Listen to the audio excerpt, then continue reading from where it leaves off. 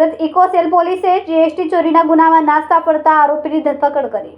કરોડો રૂપિયાના જીએસટી કૌભાંડમાં આરોપી મોહમ્મદ સુલતાન મોહમ્મદ યુસુફ કાપડિયા ફરાર હતો, જેને સુરત ક્રાઇમ બ્રાન્ચની ઇકોનોમિક એફેન્સ સેલે મુંબઈથી ઝડપી પાડ્યો। આરોપી અન્ય બે આરોપી સાથે મળીને સરકારને 1814 કરોડ રૂપિયાના ખોટા રસીદ વેચાણના બિલ દ્વારા નુકસાન પહોંચાડવાના ગુનામાં સંડોવાયેલો છે।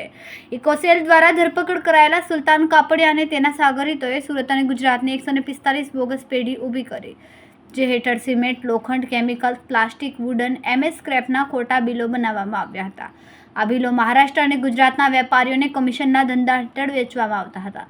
આ તપાસ દરમિયાન ખુલ્યું કે આ પેઢીઓનો કોઈ વ્યવસાય હતો જ નહીં, માત્ર જીએસટી નંબર મેળવવા માટે ખોટા ભાડા કરારો અને કાગળો ઊભા કરવામાં આવ્યા હતા। આ પેઢીઓ મારફત ખોટા ટ્રાન્ઝેક્શન બતાવીને કરોડો રૂપિયાનો ટેક્સ ચોરી કરવામાં આવ્યો હતો।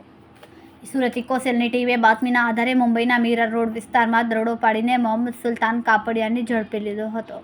કોર્ટ આરોપીના 3 દિવસના પોલીસ કસ્ટડીના રિમાન્ડ મંજૂર થયા છે, જેમાં આરોપી દ્વારા અન્ય કોણે ખોટા બિલ બનાવી કરતા છે અને અન્ય કોઈ નેટવર્ક છે કે કેમ તે અંગે તપાસ કરવામાં આવશે।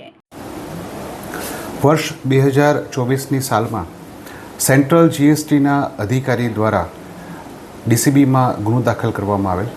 એ ફરિયાદની હકીકત એવી છે કે સેન્ટ્રલ જીએસટીના અધિકારીઓને ધ્યાનમાં આવેલ કે સુરતની અમુક પેઢીઓ કોઈપણ પ્રકારના માલની લેવડ દેવડ વગર બોગસ બિલો બનાવી અને ખોટા બિલો ઉપજાવી ખરીદ વેચાણના બિલો બનાવી અને સરકારના ટેક્સની ચોરી કરી રહી છે। આ અનુસંધાને તેઓના પ્રાથમિક ઇન્વેસ્ટિગેશનમાં આ વાતને સમર્થન મળતા તેમના અધિકારી દ્વારા ફરિયાદ આપી ગુનો દાખલ કરવામાં આવેલ।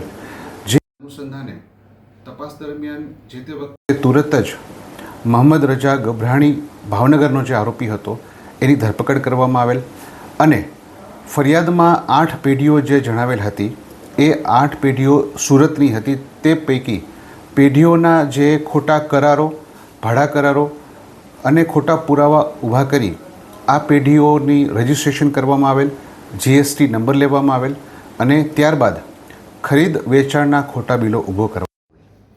તપાસ દરમિયાન મોહમ્મદ રજા ગભરાણીને ભાવનગરથી ધરપકડ કરવામાં આવેલ અને તેના પૂછપરછ ઇન્ટ્રોગેશન દરમિયાન એવી હકીકત જાણવા મળેલ કે મુંબઈનો અન્ય આરોપી છે સુલતાન કાપડિયા અને ઇમરાન ઉર્ફે ડાયમંડ। આ બે આરોપીઓએ પણ આ કાવતરામાં સામેલ થઈ અને પેઢીઓના સરનામા અને બીજી અન્ય પેઢીઓ કે જે કુલ 145 પેઢીઓ થાય છે, આ બધી પેઢીઓના ખોટા ભાડા કરારો, ખોટા પુરાવા ઊભા કરી રજિસ્ટ્રેશન કરાવી અને કુલ 1800 કરોડના ખરીદ અને વેચાણના બિલો ઊભા કરી સરકારની ટેક્સની ચોરી કરેલ છે। જે અનુસંધાને હાલનો આરોપી સુલતાન કાપડિયા કે જે મૂળ ભાવનગરનો રહેવાસી છે અને હાલ મુંબઈ રહે છે, એ આરોપીની ધરપકડ કરવામાં આવેલ છે અને એના દ્વારા જે બિલો બોગસ બનાવવામાં આવેલા એ અનુસંધાને હાલ રિમાન્ડ ઉપર છે, તપાસ ચાલુ છે।